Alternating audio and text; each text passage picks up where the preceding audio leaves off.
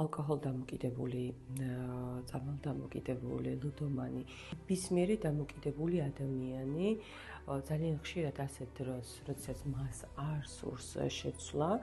და ჩვენ ვიცით, რომ ვერავის ვერ შევცვლით თუ თავად არ მოინდომა, რა ხდება ამ დროს, როდესაც ასეთი პარტნიორი ყავს, რა თქმა უნდა, ცდილობენ ქალბატონები, რომ მე უნდა გადავაჩინო, მე უნდა უშველო, მე უნდა შევცვალო და ის არის ჭაობში, თუმცა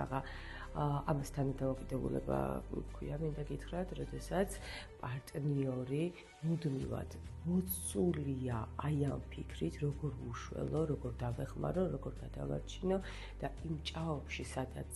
მისი პარტნიორია, მიყვება და მინდა გითხრათ, რომ უარეს ტანჯვაში და უარესი პრობლემის წინაშე დგება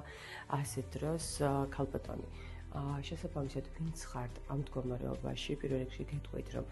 ვერავის ვერას დროს ვერ შეცვლით, დამოკიდებულება არის არა ის, რომ ვერ შეიცვლება ადამიანი, რა თქმა უნდა, შეიძლება უბრალოდ თუ თავად მოინდომა. თქვენი ნებისმიერი მცდელობა, როგორც წესი, კრახით დასრულდება, მანამ სანამ თავად არ აღმოაჩენს იმ პრობლემას, რისი მოგვარებაც თუ კი სურს. მე, რა თქმა უნდა, არავის არ ვურჩევ, რომ დაანგრიოს ოჯახი, წამოვიდეს ურთიერთობიდან, ეს არ არის ხომ კარგი, მაგრამ